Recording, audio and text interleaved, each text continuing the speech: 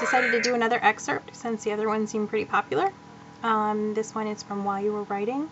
While You're Writing is currently available from Samhain Publishing. It is the second book in my Watkins Pond series. It also is totally readable as a standalone. That whole series is going to be that way. It's all just based in the same small town. They're a bunch of contemporary romances. So, here is an excerpt from While You Were Writing. He could hear her moving around. He considered helping her with the trunk, since the antique thing must have weighed nearly as much as the unwanted house guest, but he resisted. It would set the wrong sort of precedent. He wasn't here to play housemaid to an eccentric artist, obviously set on foisting herself on a stranger. Thump. She'd started up the stairs from the sound of it, ridiculous luggage in tow. Sliding into his leather chair, he spun around for a moment or two, listening for the next step. Thump. It took her very nearly 5 minutes between steps. He sighed. To tune out her pained progress, he booted up his computer and connected to the internet. Pulling up his favorite search engine, he clicked on the name and allowed results to populate. Thump. 3 steps cleared, only 2 flights to go. She had a website, not surprising in this day and age. Even the biggest hacks could create a free website and... thump. The first sight of her work seemed to suck the very breath from his lungs. Opening another gallery, he began to scroll through the images, enchanted. Thump.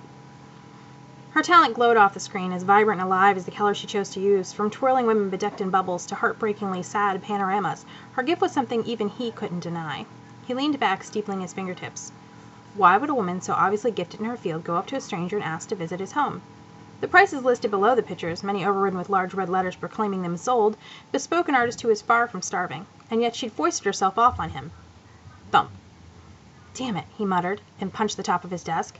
He didn't really have time for an enigma, and he certainly didn't have time for the guilt that riddled him with each of those damnable thumps. Pushing away from his desk, he unlocked the door and strode up the steps 2 at a time to take the antique trunk from her.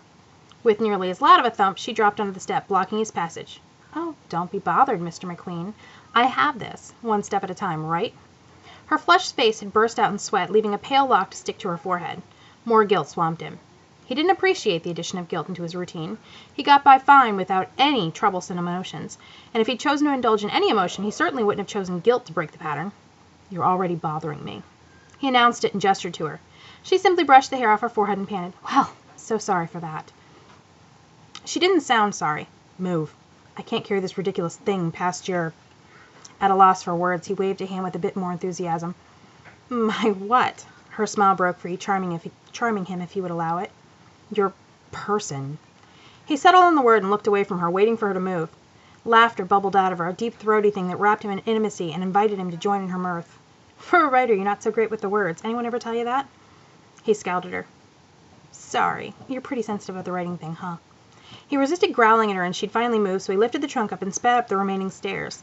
Once he'd made it to the door of the room he'd offered her, he dropped the trunk, which felt as if she'd packed it with bricks, and turned to flee. She'd come up behind him, and his movement brought him in direct contact with her tempting little body. She smelled of vanilla and musk and woman. This close, her diminutive size begged him to protect her, to touch her. Rather than back away, she considered him by looking directly at him, head tilted back and eyes wide. A single motion of her pink tongue moistened her lips, and he found his gaze locked on the curve of them. You're not old at all, are you? Her whispered words broke through the sensual haze that her presence awakened, and he backed up into the room to escape her. No. She turned sideways and allowed the space for him to pass her.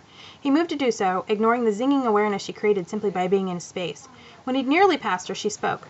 I'm sorry. I didn't intend to break your rule and touch you. The sincerity of her words tempted him to be equally sincere, to admit he liked bumping into her, that he'd like to do more than bump into her, that he wanted, for the barest of heartbeats, to sample her lips. If he'd been a hero in one of his books, surely he would have done just that, painting his seduction in words to encourage further and future intimacies. He wasn't a man led by temptation, however, so instead he straightened his back and cast words back over his shoulder. Don't let it happen again. With that, he headed back to his office to look more of her art and consider the folly of inviting her to his home. You can read more of While You Are Writing. It's available on iTunes, Amazon, pretty much everywhere ebooks are sold. And thanks so much for listening. You can find out more about me on my website, www.virg-nelson.com. Have a great day.